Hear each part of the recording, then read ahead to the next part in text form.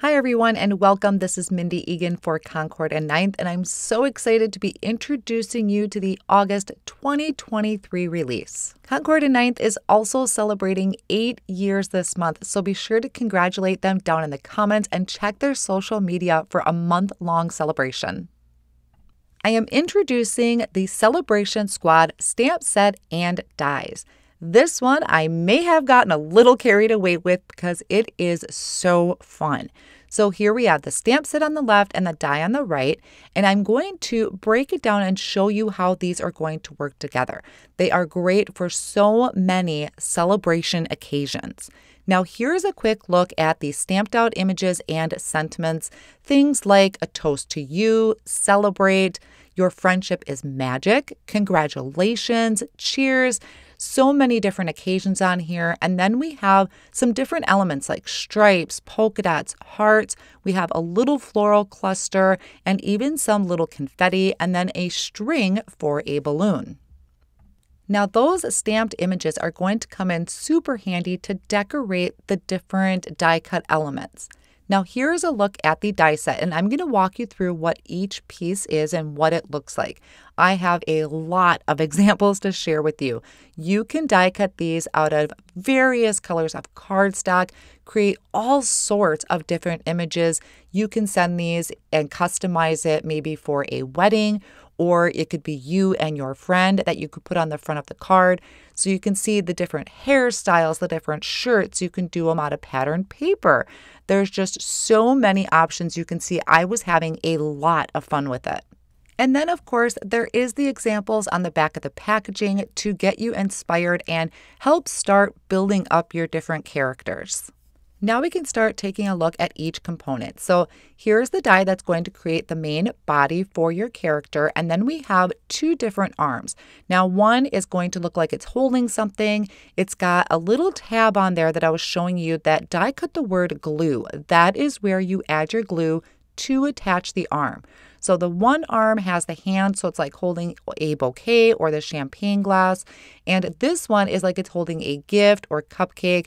And I thought afterwards I could probably maybe even put a book in this person's hand. So that was two options for the arm, and now we have the hair. So here I have all the pieces out for the hair, die cut from various shades of cardstock. You can have it so there's the back of the head, and you could have maybe a little bun on each side of the head. You could put the bun on the top of the head, or you could put the bun at the base of the neck. And I do have a few examples in my little assortment off on the side that shows that. The first example I'll grab here is going to show you where the bun is kind of at the base of the neck, and then I have it tied off with a ribbon. Another one has it where there's two buns on each side, or you could do two buns down on the bottom portion of the head. And then we also have one that's got a braid. So you could do the back portion of the head with a braid on there. I use that for a lot of my wedding people. Now here is a straight cut that I just have placed over the back of the head. And now we can work on our outfits, which this is where I really got carried away. So one of these pieces has that die in the middle or that cut in the middle, so you can create two pieces. And then we have kind of that ruffled edge shirt. Now you can see a lot of these pieces I had stamped on as well, which is where those elements come in handy. On that piece that creates the two separate pieces is where you could do it as pants or skirt. You could stamp on that bottom portion with the stripes from the stamp set. If you wanted to have maybe some pinstripe pants, you could change the orientation. We also have a die included that would be like a belt, and then also that ribbon that you can put in the hair, or I used that ribbon over the belt to make it look like sparkly ties in the back of the wedding dress. So I used white sparkle or white glitter paper for that. Now there is this particular die. That is the veil that I die cut from vellum. When I first started playing with this, I had die cut it as hair and then realized it was to be vellum.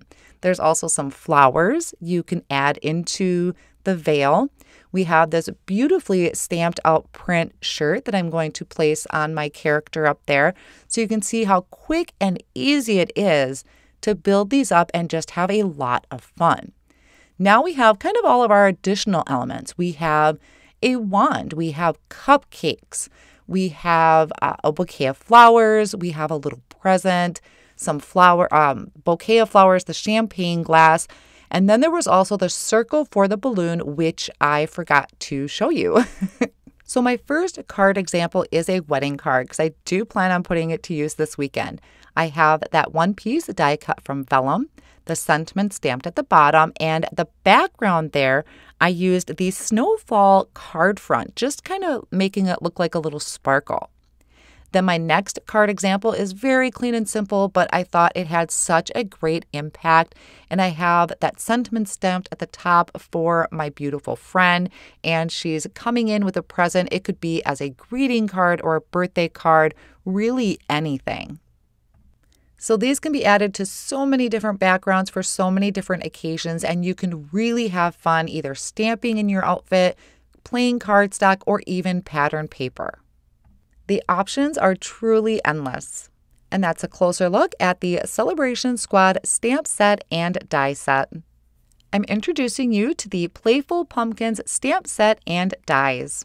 You are really going to get your fall vibe on when you start playing with this set and the different ways that you can build up and decorate your pumpkins.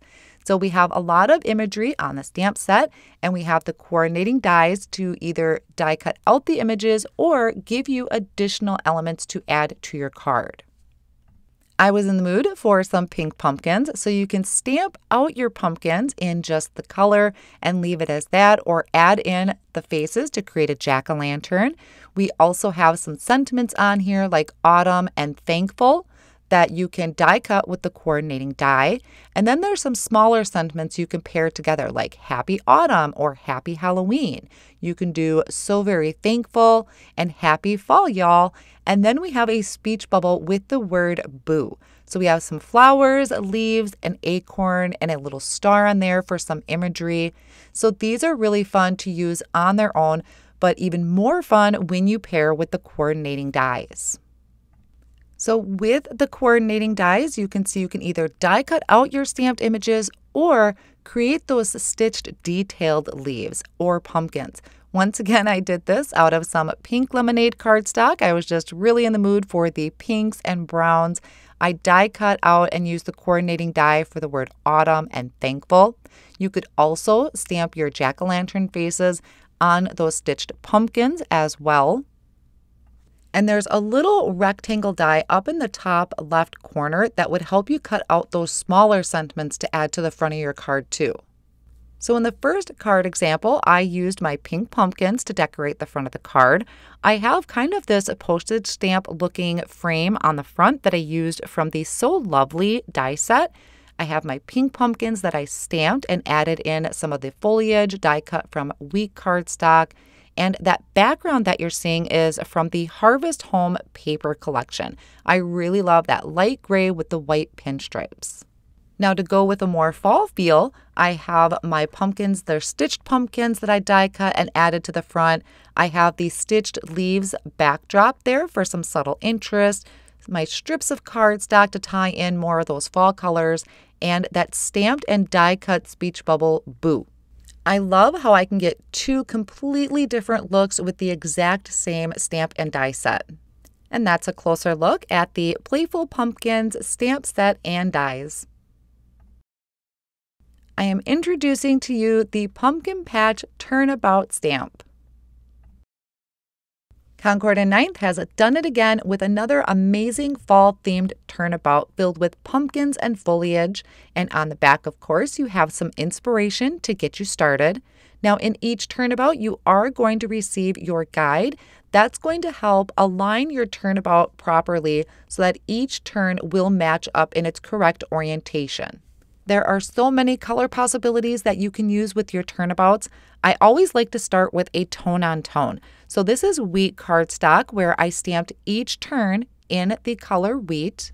This next one I did in nectar, clementine, fig, and lilac. I love to experiment with different color combinations. This one happens to be sorbet, sunflower, blueberry, and harbor. This one has more of a fall theme, so we have cayenne, sunflower, avocado, and nutmeg. And then my last card example here, or card front example, is a little different, where I went through each turn stamping it in white pigment ink onto wheat cardstock, cleaned it all off, and then went back and added color using Stardust, Avocado, Harbor, and Cayenne. I'm going to stamp this out for you in another color combination, which actually happens to be one of my favorite ones that I did. I'm going to start with Pebble ink, and I'm also going to be walking you through a few things to help you with your turnabout. Sometimes when we're teaching turnabouts and we want to screw up, we don't. So in this case, I did have a couple things that I didn't do quite right. It still works out, but I want to point them out. Maybe that will help you troubleshoot if you are ever having problems with your turnabout. Now to start with, I do have some white cardstock measuring 4 1/4 by 5 1/2, and I have that placed on my Turnabout Jig. I started with that number 1 in the top right-hand corner. After I stamped that in Pebble ink, I cleaned off the stamp, and I like to pat it dry with my hand so that my stamp isn't wet when I go to apply my next color of ink. I did turn my jig so it has the number 2 in that top right corner, and now I'm inking it up with Pink Lemonade. Now, one of the things I want to point out about this is if you are using a jig and your MISTI stamping tool, make sure you always have your jig tucked down in that bottom left-hand corner. If at any point in your turns you don't, it may shift your design just a little bit. I think in my case, I did have it off, or I didn't check it at one point. Now, it's not super noticeable, but because I stamped it so many times before this, I noticed it. But I do want to point that out, to always make sure that that is tucked into the bottom left-hand corner of your jig. Now, my second color I'm coming in is, I believe this one is wheat. And then I'm going to do nutmeg. Now, another thing I want to point out is sometimes when we have our stamp on our MISTI door, you're going to see an air bubble. So right there I point out, I have an air bubble, which means it's pushing that part of the stamp up and picking up that ink. I'm going to grab a rag and just carefully wipe that away. If I would have noticed this before I even started stamping, I would have carefully lifted up that part of the stamp to release that air bubble. But since I didn't catch it right away, I didn't want to mess anything up right now, so I just had to be a little careful and wipe the ink away. Now, the same color combination I used on my card front, and I actually die cut that large heart, which is from Just Say More. And then I added a sentiment strip down in the bottom there. That is from the Celebration Squad stamp set.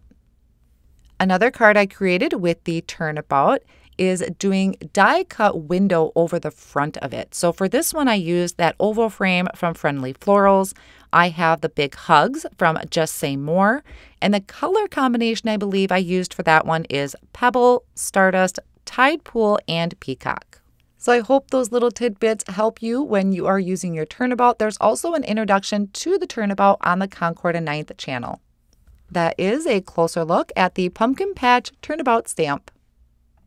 I'm introducing to you the Stitched Leaves card front die. This die creates beautiful stitched leaves on your background that you can use for some subtle texture.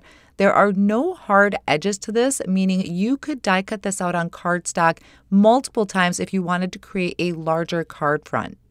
I love having subtle texture in my background, and usually the first thing I'll do with something like this is die cut it from various shades of cardstock depending on what I'm going to be creating.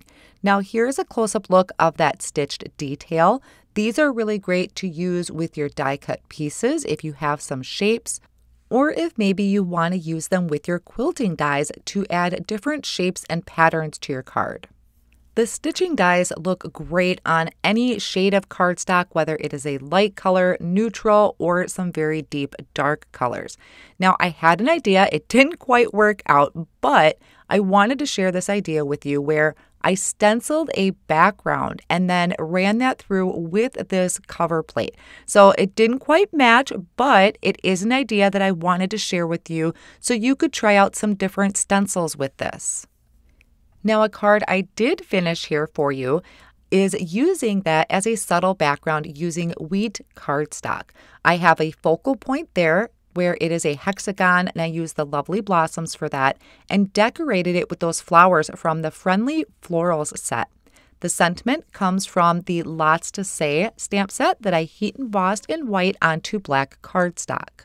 The other card example I have here for you is using that stitched leaves on white cardstock for a very subtle background, and then decorated it with die-cut flowers from the Picked Posy die set, and the sentiment for this comes from the Celebration Squad stamp set. True fall vibes for these cards using the Stitched Leaves card front die. I'm introducing the Blooms for You stamp set and dies. This is a large 6x8 stamp set, and this is probably one of the easiest layering stamp sets you will ever find. It has some individual flowers, it has the layering portion, and then these large, bold sentiments.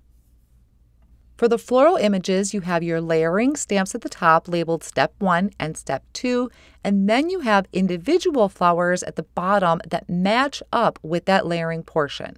And of course, Concord and 9th has provided you with a stepped-out instruction on the back of the packaging. The coordinating die set has a separate thank you sentiment that you can use separately on its own or together with the stamp set, and then dies for the individual flowers included on the stamp set. We'll take a closer look at all of these sentiments and images all stamped out. So down here at the bottom, we have that layering image stamped out, which I will show you how to do in just a moment. Then we have the individual flower pieces. Now those little dots there in the various sizes are for the centers of your flowers. We have 3 little dot clusters. That's great for just adding some detail.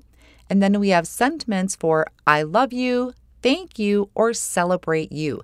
And that you is really fun because it has the solid sentiment and then a shadow look to it. For the coordinating dies and that sentiment die set, you can see at the top there, it has that beautiful scripty thank you. The U has a beautiful etched detail in it that is great for using on its own, or I'll show you how to layer it up with the stamped version. And then I went ahead and stamped out all the florals. There's probably some extra on here because I have a whole package that I just kind of went ahead and stamped out. Now this card I created, I did the thank you in white cardstock, but I have another YOU die cut from gold mirror cardstock that I did for kind of some offsetting, like a shadow layer, and then that flower swag towards the bottom of the card front. This card is probably one of my favorites, where I really mixed and matched the layering image with the individual die cut flowers.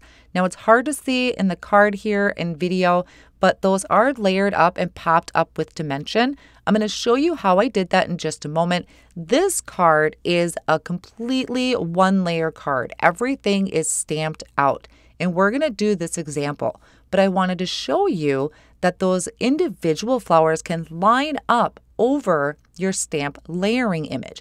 So you can change up the color of your flowers, change up the center of your flowers, lots of customization for that.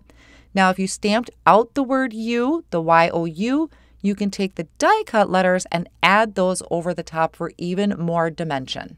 In this card example, I did nectar and grapefruit ink, and then I used avocado ink for my leaves in the center of the flowers. So I grabbed step 1 off of the stamp set. You're going to notice there's like a little arrow that is part of the stamp. That's going to tell you which way to put your stamp on your cardstock. So you want the arrow to be facing up. Now I have a piece of 4 1/4 by 5 1/2 inch piece of white cardstock in my Misty tool. I lined it up so the left edge of that stamp was kind of straight or in line with the edge of my cardstock. I stamped that first layer in Tide Pool ink, and then I rotated my cardstock, and I'm going to stamp this again in that same Tide Pool ink. So this is step 1. Now we're going to bring in step 2, same thing. It has kind of that arrow that's part of the stamp. That's going to help tell you which way to put your stamp so it's always in the right orientation. Line it up over our first layer. Now I used the stem of the flower in the top left-hand corner and the centers of my flower to get that in place. It's very easy to line up. And then I'm inking this up in avocado ink. Now you may not like that it has a green center, which is where it comes in handy that you can stamp out those individual flowers to customize the flower color and also the center color. Now, once again, I didn't move the stamp set, so I can go ahead, turn my cardstock, ink that up once more, and stamp that down. So now we have the top and the bottom layer or portion of our card front done. Now I'm going to take the word thank and I'm going to place that underneath that first layer, so I kind of have it tilted to match up with the angle that those flowers are stamped. And for the YOU, I grabbed the shadow layer. I thought it was easiest to stamp the shadow layer first. So I lined all that up, picked that up with the Door of the Misty. And for this one, I am inking it up in Juniper ink, which is actually one of my favorite color combinations, is the Tide Pool and Juniper. Then I'll bring in the more solid of the YOU, line that up, and you may need to test it a couple times so you can get a good idea of how that is going to line up. Mine was about the second time I kind of figured out exactly where it needs to go and how close, but I did find it pretty easy to line up. I just personally thought it was easiest to start with the shadow layer. Now this one I did ink up in Tide Pool ink, but of course you can mix and match your colors. So there we have a really quick and easy one layer card that is absolutely gorgeous. Looks like it took a ton of work when it really didn't. I love that we can either create the one layer card or die cut out those additional flowers to layer up our card front. And that is a closer look at the Blooms for You stamp and die set. I'm introducing the Thankful Scripty Sayings dies. These consist of 5 dies and they can have multiple messages when you combine them together. Now, one thing I really love when using any of these whimsical Scripty dies is layering them together and creating a shadow layer. So for the examples today, I die cut it out of a light and dark pink cardstock. And when you place the light one down, just kind of slightly offsetting it, you're going to get a shadow. Now you can certainly use them on their own without doing a shadow, but I think it really helps it stand out. And I just cut each letter or each word out of those 2 shades of cardstock. Now you can do a sentiment like thank you or you are so kind. This also pairs nicely with the quintessential Scripty Sayings die, so you can mix and match to create even more sentiments. For example, you can do thank you, friend. Now, another thing I really love to do is use these on quick and easy cards. It's a great way to just send a bold sentiment to somebody. These come in super handy when paired with pattern paper. So if you have a stack of pattern paper that you're hoarding, or if you pick up the new Harvest Home paper pack, all you need to do is die cut out your sentiment and layer it over the top. In this example, I did a black shadow layer and the white cardstock. And here I ink blended a panel of cardstock and then die cut those sentiments from that ink blended panel. Super quick and easy if you are in a time crunch and really want to send someone a special note. And that's a closer look at the Thankful Scripty Sayings die. I am introducing to you the Pumpkin Builder dies. These dies create the most adorable geometric pumpkins that you can use for decorations. You can really customize these to decorate your house, maybe match your furniture or your Halloween decorations by using your cardstock or pattern paper. There's the examples on the back, and in this set, it creates a small, medium, and large pumpkin. Here we have the small. You can see this one would fit perfectly inside the palm of my hand. Then we have a medium size. This one is just a little bit larger.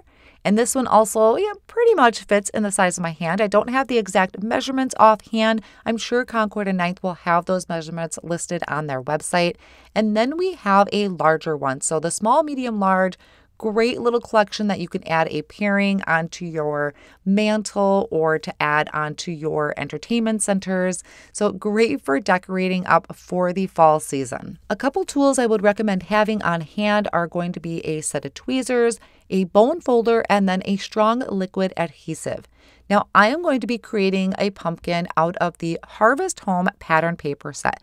This is an 8.5 by 11 set. There's 18 sheets and you have 2 each of 9 designs. Here's a look at the back of the paper pack that shows you the different designs. And then I am going to quickly kind of walk through them to show you the different patterns. I believe just looks different than looking at the back of a page. We have a nice bold floral print. We have this yellow stripe. We have some orange polka dot that I think would look super cute with the pumpkins. We have kind of this houndstooth. Then there's also this light blue. It's like a grid paper. There's going to be some plaid, so it's got some orange and yellow mixed in there for the plaid. Then we have another bold floral print in this light blue and dark blue. One of my favorites is this pinstripe, so it's like that pebble gray with a thin white pinstripe. And then another favorite is going to be this buffalo plaid in that orange. So to show you what each of these dies look like cut out, here I have 2 sets of the large leaf and the small leaf. Those thin strips are going to be what we attach our leaf to, so kind of like the stem that's going to attach to the top of our pumpkin. So I just die cut out a few different variations. Now these, they kind of look like cupcake holders, but really it's going to be the tops for the pumpkin, and these shapes are going to be the base that we attach those tops to. So I die cut those out of nutmeg and wheat. You can totally change it up to what fits your style and your color combinations. Now these shaped dies, the one on the left-hand side there on the die set, this is the small pumpkin. And these are what's going to create the shape of our pumpkin. We need 6 of them. So whether you're doing the small, medium, or large, you will need 6 of these. I did the smallest one out of pink lemonade. This one is out of pebble that I plan on making later on, but I have my die cut pieces ready to go. And then for my large pumpkin, I decided to do this buffalo plaid. I think is going to look really fun, and spoiler alert, I was right. It looks really cool. So I have 6 of those pieces die cut out and ready to go. So the first thing you are going to want to do before you do any adhering is you're going to take a bone folder and you're going to add a curve to the side of those die cut pieces. This is the pieces for the pumpkin. This is the large, and you're really going to want to roll it. So you want to have that curve in there to help give our pumpkin shape. Now, this is really easy to do with your pattern paper. I have done it with cardstock too. It's easy to do with the cardstock. You just might need to apply a little bit more pressure with the cardstock. Now, the bottom of our pumpkin is going to be that large hexagon, and the top of our pumpkin is going to be the small hexagon. And this is going to help layer up your pumpkin very easily. So I added some liquid glue over that area of my hexagon, and I'm bringing my second piece so it's straight across. This is going to be the easiest way. You can certainly try out different ways and angles of applying it, but I found going straight across is going to be the easiest to get my hands in between. So I'm holding that down. I'm adding some more liquid glue. I'm going to layer on my third piece, this time kind of going at a little bit of an angle, and I'm matching up all of those sides. All these pieces fit together, regardless of how you're rotating it, it's going to fit together nicely. Add some more of that liquid adhesive, come in with our fourth piece. Now you're going to notice that there's going to be gaps, and that's totally fine. It is a paper pumpkin. It doesn't have to be perfectly enclosed. And I actually found that leaving gaps is going to be super helpful when we go to start sealing it together. So now I'm adding more liquid glue, just kind of layering each one on top of the other. I do kind of push down a little bit to secure it in place. Liquid glue does dry. It gives you a little bit of wiggle room, but it does dry pretty quick, and it has a super great hold when it comes to these paper pumpkins. So now I'm going to come to my last layer. Once again, I'm going to add on that liquid glue over the bottom of my pumpkin area and attach my last piece. Now, when it comes to the smaller pumpkin, it does get a little bit trickier.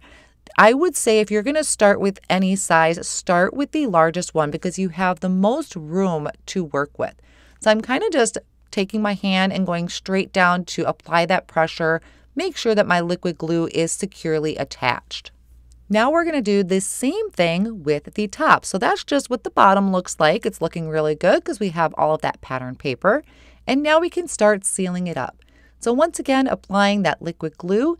And now I'm going to start I'm not bending, but I'm just kind of folding that in a little bit. So it's going to still line up. Each of these hexagons is still going to line up. Now I'm going to just kind of pinch that together with my fingers for a few seconds. You can see I'm also holding it there on the left-hand side as I bring the other one over the top. So for each one, this one in particular, I would say to work in that order, not going straight across from each other. Work your way around the pumpkin. It's going to be easier to hold down that top with one hand and bringing that other side in.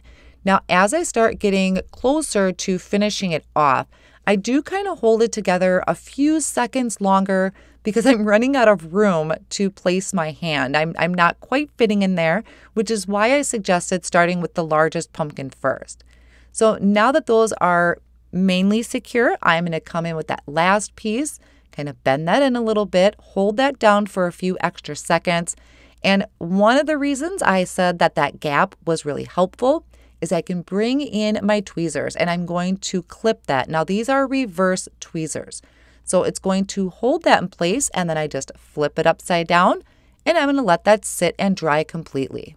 So while that's drying, we're going to work on the leaves. Now the leaves all have these marks in them or the indents. That's where our folds are going to be.